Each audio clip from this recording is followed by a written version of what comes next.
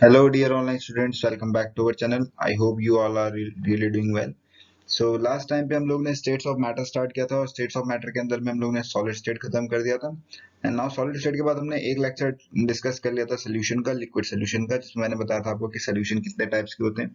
ठीक है, इंट्रोडक्शन दिया था मैंने आपको। नाउ आज जो हम लोग डिस्कस करने वाले हैं इसी सीरीज का लिक्विड सोल्यूशन का सेकंड लेक्चर, और सेकंड लेक्चर जो मेरा रहेगा किस पर रहेगा, कंसंट्रेशन टर्म्स के ऊपर में। तो बिना टाइम वेस्ट करे आज का जो टॉपिक है हम लोगों का कंसंट्रेशन टर्म, और एक काफी इंपॉर्टेंट टॉपिक है। इसको ये मान के चलिए आपका ये क्वेश्चन यहाँ से बनना ही बनना है। Very very important term topic is this one, और यहाँ से आपका एक क्वेश्चन जनरेट होगा ही होगा। तो आपको इसको अच्छे से समझिए, खूब प्रैक्टिस कीजिए इसके क्वेश्चंस की। ठीक है, जिससे आपकी इस टॉपिक पे ग्रिप बन सके और एग्जाम में कोई क्वेश्चन आता है इससे रिलेटेड तो आप उसको डील कर सके। तो चलिए आज का लेक्चर शुरू करते हैं हम लोग। तो सबसे पहले हम लोग जान लेते हैं कि कंसंट्रेशन ऑफ सोल्यूशन होता क्या है। ठीक है, हमारे पास में फर्स्ट टर्म है यहाँ पे, that is concentration of solution.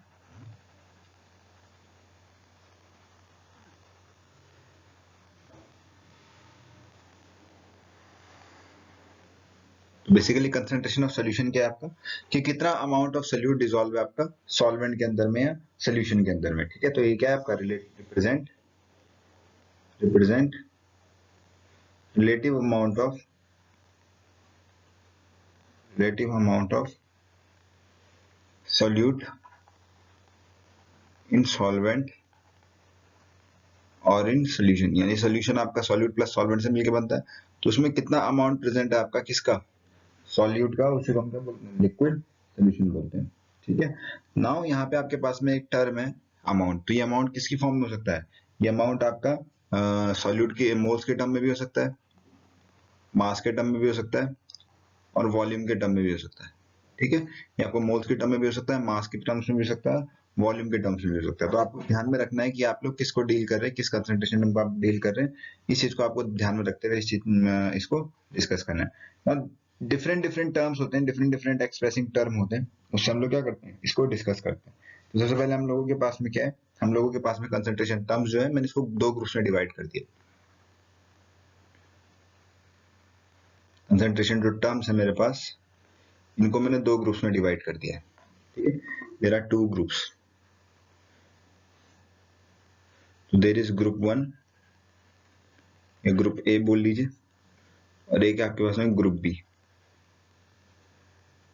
ठीक है, तो जो ग्रुप ए है बेटा, इसके अंदर में स्टूडेंट्स आपके पास में जो ग्रुप ए है इसके अंदर में कौन कौन सी टर्म आती है, इसमें सारी की सारी वॉल्यूम रिलेटेड आती है, इसमें सारी की सारी वॉल्यूम रिलेटेड आती है। ठीक है, और इसमें सारी की सारी कौन सी आती है, मास रिलेटेड आती है। इसमें आपकी आपकी आती है मास रिलेटेड। ठीक है, आप एक चीज ध्यान रखिएगा यहाँ पे आप लोग, कि जो वॉल्यूम रिलेटेड टर्म है ये टेम्परेचर डिपेंडेंट होती है, टेम्परेचर डिपेंडेंट होती है। तो इस तरीके का क्वेश्चन बन सकता है आपका कि इनमें से कौन कौन सी टर्म्स जो है टेम्परेचर डिपेंडेंट है और कौन सी टेम्परेचर इंडिपेंडेंट है, और ये टेम्परेचर इंडिपेंडेंट होती है। पहला क्वेश्चन आपको यहीं से बनना शुरू हो गया, क्योंकि इस तरीके के क्वेश्चन केमिस्ट्री के कंपटीशन में पूछे जा चुके हैं कि आपका केमिस्ट्री में इस तरीके के क्वेश्चन आपके आ गए। तो एक आपका टेम्परेचर डिपेंडेंट और एक आपके पास में टेम्परेचर इंडिपेंडेंट। तो जो टेम्परेचर डिपेंडेंट है वो वॉल्यूम टर्म है, और वॉल्यूम आपका टेम्परेचर डिपेंडेंट होता है। आपने देखा होगा कि टेम्परेचर आप चेंज करोगे तो वॉल्यूम में क्या आ जाता है, चेंज आ जाता है। इसलिए तो ये जो होता है, these are not better expressing term, these are not better expressing term, यहाँ की बेटर एक्सप्रेसिंग टर्म्स नहीं है। इनके कंपैरिजन में आपके बेटर एक्सप्रेसिंग टर्म है। अगर आपसे पूछेगा कि कंसंट्रेशन को रिप्रेजेंट करने के लिए कौन सा बेटर एक्सप्रेसिंग टर्म है, तो स्टूडेंट्स याद रखिएगा that is your group be related, यानी जो आपके मास रिलेटेड है, इसको ध्यान रखना। और ग्रुप ए और ग्रुप बी किससे रिलेटेड है आपस में, ठीक, कैसे रिलेट कर सकते हैं आप लोग, these are related in the terms of density. ठीक है, ग्रुप ए और ग्रुप ए को बी को, यानी मास और वॉल्यूम को किससे रिलेट करते हो आप, डेंसिटी से। तो इन दोनों को किससे रिलेट कर सकते हो आप लोग, डेंसिटी से रिलेट कर सकते हो। तो अगर हम लोग ग्रुप ए में बात करें तो ग्रुप ए में पहला टर्म जो आ जाता है that is percentage weight by volume, percentage W by B. ठीक है, एक करके देखेंगे। दूसरा आपके पास में यहाँ पे volume by volume, percentage wait volume by volume. Okay, तीसरा आपके पास में स्ट्रेंथ। ठीक है, चौथा आपके पास में मोलैरिटी, पांचवा आपके पास में मोलैलिटी।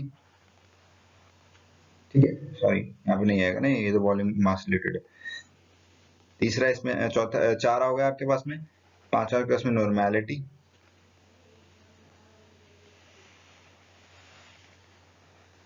ठीक है, एंड ए क्या आपके पास में यहाँ पे फॉर्मेलिटी। ओके, और जो मास रिलेटेड टर्म्स है आपके पास में that is percentage weight by weight, वो आपके पास में परसेंटेज वेट बाय वेट है एक तो, दूसरा आपके पास में मोल फ्रैक्शन, दूसरा आपके पास में मोल फ्रैक्शन,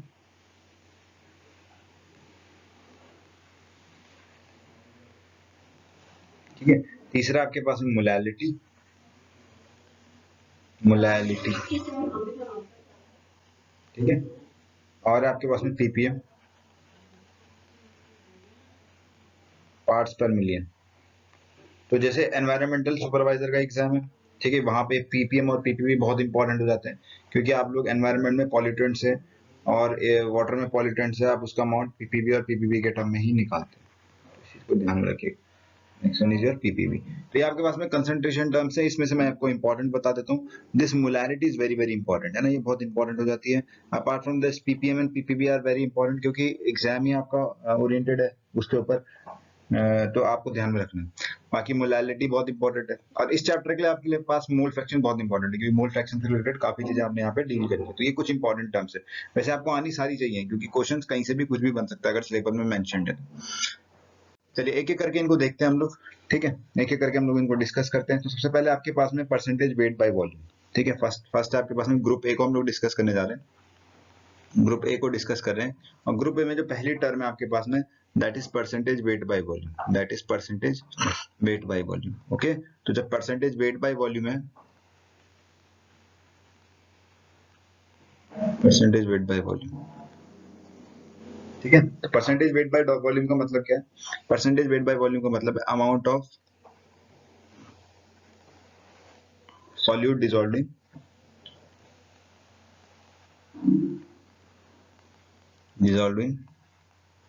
पर 100 ml ऑफ सॉल्यूशन इन पर 100 ml ऑफ सॉल्यूशन, या सॉल्वेंट भी बोल सकते हैं आप लोग, क्योंकि सॉल्यूशन का जो वॉल्यूम होगा वो वॉल्यूम जो होगा सॉल्वेंट की बेसिस पर ही होगा। बट जब हम सॉल्यूशन की बात कर रहे हैं तो उसमें कितना अमाउंट है सॉल्यूट का परसेंटेज के टर्म में, वही क्या होता है आपका परसेंटेज वेट बाय वॉल्यूम। इसका फॉर्मूला क्या होगा आपका वेट बाय वॉल्यूम का? It would be your amount of solute यानी weight of solute divided by volume of solution into 100, change upon original जो होता है ना, वही परसेंटेज कहलाया जाता है। तो ये आपका परसेंटेज हो गया, आई बात समझ में। और इसी से हम लोग परसेंटेज स्ट्रेंथ भी निकाल लेते हैं। तो फॉर एग्जांपल अगर आपके पास में किसी ने बोल दिया 20% वेट बाय वॉल्यूम कोई कंपोनेंट है, अगर किसी ने ऐसा बोल दिया आपके पास में कि 20% वेट बाय वॉल्यूम है, तो इसका मतलब क्या है? इसका मतलब ये है कि आपका 20 ग्राम डिसॉल्व है 100 ml सोल्यूशन में, 20 ग्राम डिसॉल्व है आपका 100 ml सोल्यूशन में, ठीक है। और अगर आप वॉल्यूम चेंज करते हो तो अमाउंट भी चेंज हो जाएगा। अगर मान लो आपने बोल दिया 10 ml, अगर आपने बोल दिया 10 ml, तो अगर 10 ml बोल दिया तो 10 ml का मतलब क्या? 20% इसका 2 ग्राम हो जाएगा, ठीक है। उसी तरीके से आपने बोल दिया 50 ml, तो 50 ml में कितना हो जाएगा? इसका 20% कितना होगा? 10 ग्राम हो जाएगा। तो इस तरीके से याद रखिएगा कि मतलब 20% का मतलब है क्या, ठीक है। तो इस चीज को आप लोग ध्यान रखिएगा। अब इससे रिलेटेड एक क्वेश्चन कर लेते हैं हम लोग, इसी पर बेस्ड, इसी कॉन्सेप्ट पर बेस्ड हम लोग एक न्यूमेरिकल कर लेते हैं। That is 5 moles of glucose, 5 moles of glucose are dissolved in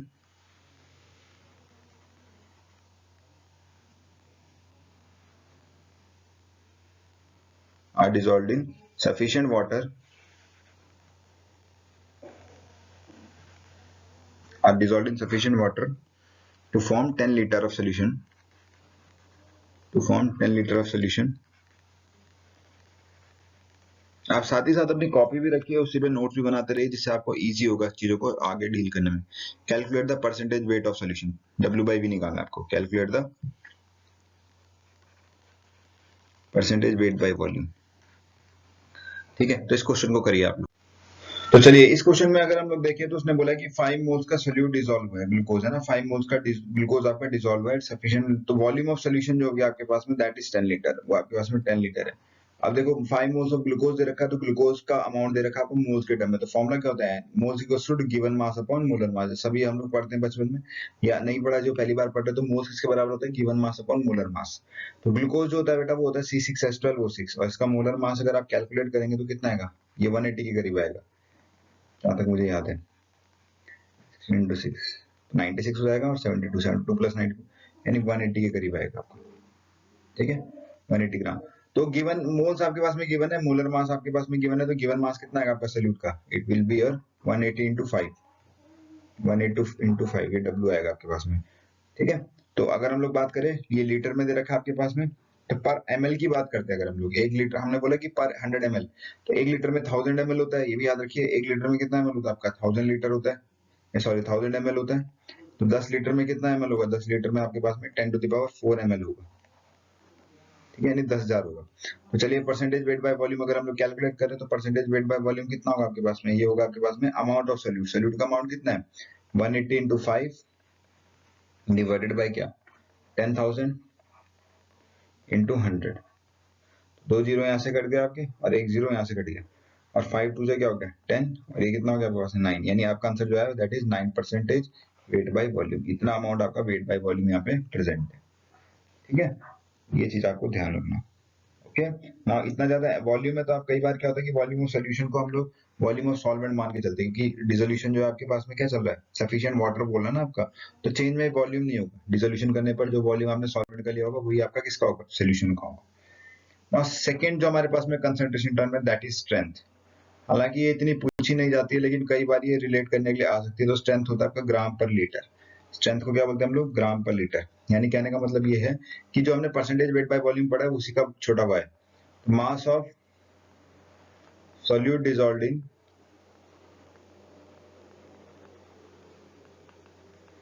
1 liter of solution।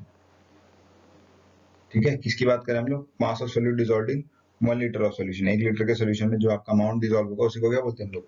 Strength बोलते हैं। तो अगर फॉर एग्जांपल हमने बोला 90 ग्राम ऑफ सोल्यूट, है ना, अगर हमने क्या बोला 90 ग्राम ऑफ सोल्यूट को डिसॉल्व कराया अगर हम लोगों ने, dissolved in 10 litre of solution, तो स्ट्रेंथ कितनी होगी? 90 डिवाइडेड बाई 10, यानी कि 9 ग्राम पर लीटर, ये इसकी स्ट्रेंथ आ गई। ठीक है, तो यानी 99 ग्राम आपका प्रेजेंट है पर लीटर में, ये आपके पास में क्या आ गई है? यहाँ पे स्ट्रेंथ आ गई है। ठीक है, तो इस चीज को ध्यान रखिएगा। और स्ट्रेंथ और परसेंटेज को कैसे रिलेट कर सकते हैं हम लोग? ठीक है, स्ट्रेंथ और परसेंटेज को रिलेट करने का डायरेक्ट फॉर्मूला होता है हमारे पास में, that is percentage weight by volume into 10।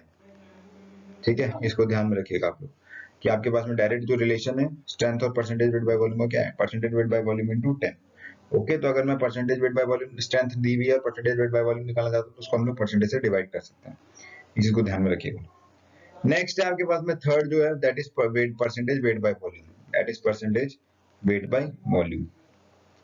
तो ये जनरली किसके लिए यूज होता है? आपका यूज होता है फ्लूइड्स के लिए, तो जिनमें फ्लूइडिक प्रॉपर्टी होती है, यानी गैस के लिए और लिक्विड के लिए। ये किसके लिए यूज होगा? आपका गैस के लिए और लिक्विड के लिए। इसको ध्यान में रखिएगा। तो होता क्या है इसमें आपका कि volume of solute, volume of solute, volume of solute dissolved in 100 ml of solution, in 100 ml of solution, इसको बोलते हैं हम लोग percentage weight by volume. Percentage weight by volume का मतलब क्या है? वॉल्यूम बाय वॉल्यूम का मतलब जो आपके पास में that is volume of solute dissolved in volume of solution into 100।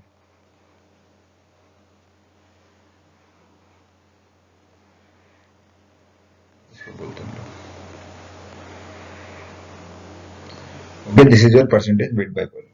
तो अगर फॉर एग्जांपल हमारे पास में किसी ने ऐसे दे दे कि 30% वॉल्यूम बाय वॉल्यूम है, सपोज ऐसा किसी ने बोल दिया कि 30% वॉल्यूम बाय वॉल्यूम है आपके पास में, तो इसका मतलब क्या हो? इसका मतलब ये हुआ आपके पास में कि अगर हमारे पास में 100 ml का सोल्यूशन है, तो इस 100 ml के सोल्यूशन में क्या है? 70 ml आपका सॉल्वेंट है और 30 ml के हमारे पास में सोल्यूट है। ठीक है, हमारे पास 70% सॉल्यूट है और 30% क्या आपके पास में सॉल्वेंट है। इस चीज को ध्यान में रखिएगा। तो वॉल्यूम बाय वॉल्यूम है। अगर आप लोग मेडिसिन देखेंगे, मेडिसिन की कंसंट्रेशन वगैरह वेट बाय वॉल्यूम और परसेंटेज वेट बाय वॉल्यूम में रखी जाती है। Now fourth is very important one, मैंने आपको पहले ही बताया, यहाँ से क्वेश्चन कई बार पूछा भी जा चुका है। अगर यूके ट्रिपल के पुराने एग्जाम देखे जाए तो मोलैरिटी से क्वेश्चन पूछे जा चुके हैं, और ये बैकबोन है कंसंट्रेशन टर्म की, क्योंकि मोस्ट ऑफ द लैब में काम मोलैरिटी के टर्म में किया जाता है। This is one of the important topic. तो ये क्या होता है आपके पास में? Number of moles of solute, number of moles of solute, number of moles of solute dissolved in पर लीटर ऑफ सोल्यूशन, पर लीटर ऑफ सोल्यूशन। तो ध्यान में रखिएगा मोलैरिटी का मतलब ये, ठीक है। तो मोलैरिटी को अगर हम लोग रिप्रेजेंट करना चाहें फॉर्मूले से, मोलैरिटी क्या होती है, moles of solute dissolved in volume of solution, किसमें होगा, जो आपका लीटर में होगा, इसको हम लोग मोलैरिटी बोलते हैं, ठीक है। तो अगर हम लोग इसमें देखें मोलैरिटी को रिप्रेजेंट करना आपको, तो NB का मतलब, B का मतलब सोल्यूट है, N मतलब क्या होता है, मोल्स। अगर ये ml में दे रखा है आपके पास में, तो ऊपर क्या मल्टीप्लाई करोगे आप लोग, 1000 से मल्टीप्लाई करोगे, क्योंकि आपकी मोलैरिटी की जो यूनिट रहने वाली है, यूनिट भी पूछ लेता है कई बारी, वो रहती है मोल पर लीटर। और आपको इस तरीके से स्क्वायर ब्रैकेट के अंदर कोई चीज लिखी हुई मिल रही है, तो इसका मतलब ये भी कि आपकी कंसंट्रेशन टर्म मोलैरिटी ही है, ये भी आपका मोलैरिटी ही है, ठीक है। मोल पर लीटर इसकी यूनिट होगी, इसको याद रखिएगा आप लोग, ठीक है। नाउ मोल्स जो होता है आपके पास में, वो क्या होता है, अभी थोड़ी देर पहले बताया, given mass upon molar mass of, अब अगर हम मोल्स के सॉल्यूट की बात करें, तो given mass of solute upon molar mass of solute हो जाएगा WP बाई MB हो जाएगा आपके पास में, ठीक है। तो मोल्स जो है आपके पास में क्या हो जाएंगे, मोल जो होंगे आपके पास में, इसको हम पुट कर सकते हैं फर्दर, इस फॉर्मूले को लिख सकते हैं, molarity is equal to WB by molar mass of solute into volume, अगर ml में दिया गया तो उस ऊपर किससे मल्टीप्लाई करेंगे आप लोग, 1000 से मल्टीप्लाई करेंगे, इस चीज को आप लोग ध्यान में रखिएगा। This is one of the important formula you have, and ये काफी जगहों पे यूज होगा, और इससे काफी क्वेश्चंस बन भी चुके हैं प्रीवियस, अगर आप लोग देखेंगे, ठीक है।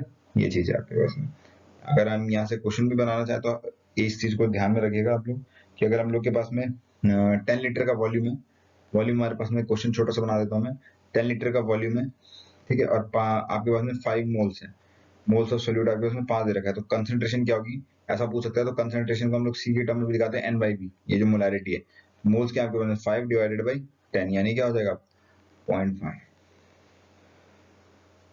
आई बात समझ में, ठीक है। तो इसको ध्यान में रखिएगा आप लोग, इस तरीके से आपके क्वेश्चन बन सकते हैं।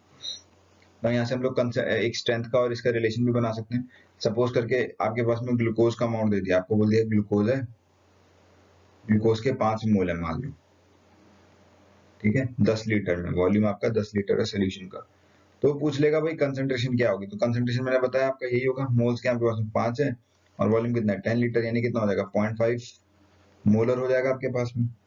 अब स्ट्रेंथ की बात करेंगे, तो स्ट्रेंथ क्या होगा आपके पास में, स्ट्रेंथ क्या होगा आपका, स्ट्रेंथ है amount of solute in per litre of solution, तो 10 लीटर का सोल्यूशन है आपके पास में, तो सिंपल सी बात है, आपके पास में स्ट्रेंथ की बात करेंगे, तो आपके पास में अमाउंट कितना होगा, 5 इंटू 180 मोलर मास होता है, और डिवाइडेड वॉल्यूम कितना आपके पास में 10 लीटर है, तो 10 से 10 कट गया, यानी कितना हो गया आपके पास में 90, है ना। आपके पास में क्या हो गया, आपके पास में 90 ग्राम पर लीटर, ये इसकी स्ट्रेंथ होगी, 90 ग्राम पर लीटर, ठीक है। और यहाँ से भी आप मोलैरिटी को फाइंड आउट कर सकते हो, कैसे, देखो मोलैरिटी क्या बन सकती है, पर लीटर में 90 ग्राम है, तो 1 लीटर का सोल्यूशन है, उसमें 90 ग्राम है, मतलब 1 लीटर का सोल्यूशन है, और 90 ग्राम है, तो गिवन मास अपॉन मोलर मास, तो ये कितना निकल के आएगा आपका 0.5 निकल के आएगा। तो यहाँ से भी आप लोग इसकी डायरेक्ट कंसंट्रेशन स्ट्रेंथ से निकाल सकते हो, और परसेंटेज निकालना चाहो तो परसेंटेज वेट बाय वॉल्यूम कैसे निकलेगा, स्ट्रेंथ को डिवाइड कर दो 10 से, परसेंटेज वेट बाय वॉल्यूम क्या होगा आपका, स्ट्रेंथ को डिवाइड कर दो 10 से, तो स्ट्रेंथ कितनी आई थी हमारे पास में 90 आई थी, तो 90 डिवाइडेड बाय 10 यानी कितना हो जाएगा 9% वेट बाय वॉल्यूम। तो डायरेक्ट रिलेशन है, इनको ध्यान में रखिएगा, बहुत इंपॉर्टेंट टॉपिक है, यहाँ से काफी क्वेश्चन आपके पूछता है। तो मोलैरिटी का एक डायरेक्ट फॉर्मूला यहाँ से डिराइव हो गया, वो क्या हो गया, मोलैरिटी को आप ऐसे भी लिख सकते हो, strength divided by molar mass of solute, MB, molar mass of solute, okay. MB का मतलब क्या है, मोलर मास ऑफ सोल्यूट, आप डायरेक्ट यहाँ से फॉर्मूला भी लिख सकते हो, इसको ध्यान में रखिएगा।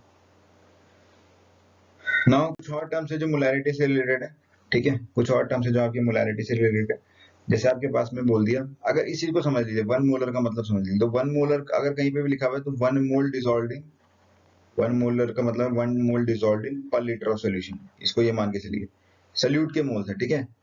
यहाँ पे लिखना चाहो ऐसे भी लिख सकते हो आप लोग, 1 mole of solute dissolved in per litre of solution, 1 mole of solute dissolved in 1 litre of solution, इसको इस तरीके से भी आप रिप्रेजेंट कर सकते हैं, ठीक है। तो अगर हमारे पास डिफरेंट डिफरेंट टर्म है, डिफरेंट डिफरेंट टर्म का मतलब क्या है, अगर आपके पास में सेमी मोलर बोल दिया तो सेमी मोलर को हम क्या बोलते हैं, सेमी मोलर का मतलब क्या होता है आपका 1/2 मोलर यानी m/2 सोल्यूशन। इन टर्म्स को भी याद रखिए, कई बार क्वेश्चन में सेमी मोलर डेसीमोलर इस तरीके से बोल सकता है, ठीक है। तो जैसे आपके पास में डेसीमोलर बोल दिया, अगर डेसी मतलब 10, तो ये क्या हो जाएगा आपका m/10, ठीक है। सेंटीमोलर बोल दिया तो सेंटीमोलर का मतलब क्या होता है 100, सेंटीमोलर, सेंटीमोलर का मतलब क्या हो गया m/100 हो गया आपके पास में, ठीक है। उसी तरीके से आपके पास में पेंटीमोलर बोल दिया, अगर पेंटीमोलर, तो पेंटीमोलर का मतलब क्या है m/5। तो अगर से डिफरेंट डिफरेंट टर्म्स हैं जिससे रिलेटेड हम लोग डिस्कस कर सकते हैं पायलिटर ऑफ सॉल्यूशन के अंदर में, ठीक है। तो आज का लास्ट क्वेश्चन है, मैं एक क्वेश्चन आपसे डिस्कस कर रहा हूँ, ठीक है। उसके बाद हम लोग कल जो है और कंसंट्रेशन टर्म्स की तरफ जाएंगे, नॉर्मेलिटी की तरफ जाएंगे, ठीक है। तो क्वेश्चन ये है, इसके बाद में कुछ क्वेश्चन आपको होमवर्क के लिए दे दूंगा। 34.2 gram of 4.2 gram of sucrose, sucrose होता है आपका C12H22O11, sucrose dissolved in 500 ml of water, in 500 ml of water, इसमें डिसॉल्व कर रहे हैं हम लोग 500 ml के वाटर में। Calculate percentage weight by volume, आपको कैलकुलेट करना है परसेंटेज वेट बाय वॉल्यूम को, मोलैरिटी को और स्ट्रेंथ को, ठीक है। सुक्रोज का जो फॉर्मूला होता है दैट इज C12H22O11, ये सुक्रोज का फॉर्मूला होता है। तो 34.2 ग्राम की बात करें तो परसेंटेज वेट बाय वॉल्यूम कैसे निकलेगा आपका, percentage weight by volume simple सा फॉर्मूला, 34.2 ग्राम का आपका ग्लूकोज दे दिया, 34.2 dissolve in 500 ml of solution. तो इसको अगर आप डिसॉल्व करेंगे इनटू 100 करेंगे तो कट जाएगा आपका इससे, और ये लगभग कितना आएगा 5-6 यानी 6.84 के करीब आएगा परसेंटेज। अगर हम लोग मोलैरिटी की बात करेंगे तो 34.2, और इसका जो मोलर मास होता है बेटा वो 342 होता है, आप कैलकुलेट कर सकते हैं। दिस विल बी 342, और वॉल्यूम कितना होगा इसमें 500 ml इंटू क्या हो जाएगा 1000 से 100,000 से ऊपर मल्टीप्लाई कर दो क्योंकि ml में तो लीटर में कन्वर्ट करना है, 2 जैसे 0 गए और यहाँ पे क्या है आपका 2 और अपॉन में क्या है 10, ये कट गया आपका 2 5 10 यानी कितना आ गया 1/5 और 1/5 यानी 0.2 मोलर। और स्ट्रेंथ क्या होती है आपके पास में, स्ट्रेंथ का डायरेक्ट फॉर्मूला है परसेंटेज वेट बाय वॉल्यूम को 10 से मल्टीप्लाई कर दो, वेट बाय वॉल्यूम तो कितना आ गया 10 into percentage weight by volume यानी 6.84 यानी कितना हो गया 68.4 ग्राम पर लीटर। यूनिट बहुत इंपॉर्टेंट है, इन यूनिट्स को आप लोग स्किप मत करना वरना फंस जाओगे, ठीक है। यूनिट्स को स्किप मत करना, ठीक है। ना कुछ होमवर्क क्वेश्चन जो है होमवर्क के लिए, तो इसको आप लोग ट्राई कीजिए। नेक्स्ट वीडियो में मैं इसका सोल्यूशन डाल दूंगा किस तरीके से इनको सॉल्व करना है। तो फर्स्ट आपके पास में ए है, आपके पास में 100 gram of NaOH in 10 litre water, B आपको निकालना है 5 मोल्स ऑफ सोल्यूट, खुद ट्राई कीजिए इनको इन 2 लीटर वाटर। सी आपको निकालना है 9.8 मिलीग्राम H2SO4 इन 100 ml वाटर, बी आपको निकालना है 2 मिलीमोल्स ऑफ काम करना हम लोग 2 मिलीमोल्स लेना सर, ठीक है, किसी भी सोल्यूशन की बात नहीं कर रहा हूँ, इन 200 ml वाटर। सब में आपको मोलैरिटी निकालनी है, सब में क्या निकालना है आपको मोलैरिटी निकालनी है, कैलकुलेट मोलैरिटी, ठीक है। तो आज हम लोगों ने मोलैरिटी को डिस्कस किया, कल हम लोग नॉर्मेलिटी को डिस्कस करेंगे और बाकी जो बचे हुए कौन कौन ग्रुप बी के वो हैं उनको भी डिस्कस करेंगे साथ ही साथ, ठीक है। तो इतना आप लोग देखिए क्योंकि बहुत इंपॉर्टेंट टॉपिक है ये, यहाँ से क्वेश्चन बनना ही बनना है, तो कुछ स्किप मत करिए क्योंकि कंपटीशन बहुत टफ है, बहुत हाई है, काफी लोग प्रिपेयर कर रहे हैं और अच्छे से प्रिपेयर भी कर रहे हैं, ठीक है। तो आई होप आप लोगों को ये लेक्चर पसंद आया होगा, अपने फ्रेंड सर्कल में इसको शेयर कीजिए, ठीक है, कमेंट कीजिए, लाइक कीजिए, हमारे चैनल को सब्सक्राइब कीजिए, और जल्दी इसमें एक बायोलॉजी की सीरीज भी स्टार्ट होने वाली है, तो हमारे चैनल के साथ आप लोग बने रहिए। Thank you so much.